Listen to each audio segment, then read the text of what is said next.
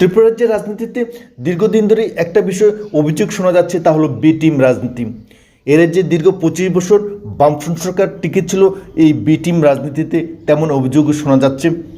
যদিও নিন্দুকরা বলে থাকেন যে কংগ্রেস দল পেছন থেকে সহযোগিতা করে এ রাজ্যে দীর্ঘ 25 বছর বামফ্রন্টকে টিকিয়ে রেখেছিল, তাই অনেকেই কংগ্রেসকে সিপিএমের বি টিম হিসেবে অভিহিত করেন এবং নিন্দুকরা কংগ্রেসকে তরমুজ কংগ্রেসে বলে অভিহিত করেন, কারণ কংগ্রেস দলের অনেক নেতৃত্বই দিল্লিতে দোস্তি, রাজ্যে কুস্তি, এই ফর্মুলাকে ভর করে এর যে সিপিএমকে দীর্ঘ 25 বছর সরকার চালানোর ক্ষেত্রে গোপনে সহযোগিতা করেছিল।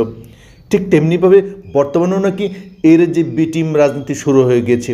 তাহলে এই বি টিম কারা কারা পেছন থেকে বিজেপি আইপিএফটি জোটকে সহযোগিতা করে চলছে? এর পেছনে কী রহস্য রয়েছে? কেন বিজেপিকে সহযোগিতা করা হচ্ছে? বিজেপিকে পেছন থেকে সহযোগিতাকারী সেই রাজনৈতিক দলের নাম কি?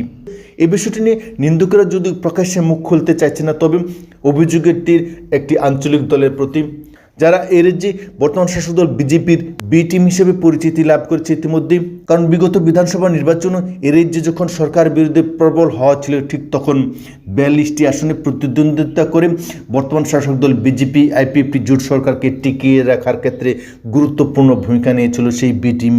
বিধানসভার উপনির্বাচনে অর্থাৎ ধনপুর এবং বক্সনগর কেন্দ্রেও অনেক রাজনৈতিক ছলাকলা করে বর্তমান শাসক দলকে পেছন থেকে সহযোগিতা করেছিল এবং এই গোপন সহযোগিতা এবং দিল্লিতে দোস্তি, রাজ্যে কুস্তির যে ফর্মুলা, যার জন্যই নাকি এই রাজ্যের বৃহৎ আঞ্চলিক শক্তিকে বিজেপির বি টিম হিসেবে অভিহিত করা হচ্ছে। আঞ্চলিক দলের ঊর্ধ্বতন নেতৃত্বরা নিজেদের আখের গোছানোর ক্ষেত্রে গুরুত্বপূর্ণ ভূমিকা নিলেও কর্মীদের লেলিয়ে দিচ্ছেন বিজেপির বিরুদ্ধে, যার ফলশ্রুতিতে এর যে প্রতিনিয়তই বর্তমান শাসক দলের সঙ্গে ওই রাজনৈতিক দলের প্রতিনিয়তই সংঘাত ঘটে চলছে। যদিও বলা হচ্ছে যে নো কম্প্রোমাইজ, কিন্তু প্রকৃত অর্থে এর যে কম্প্রোমাইজের রাজনীতি দীর্ঘদিন ধরে চলে আসছে।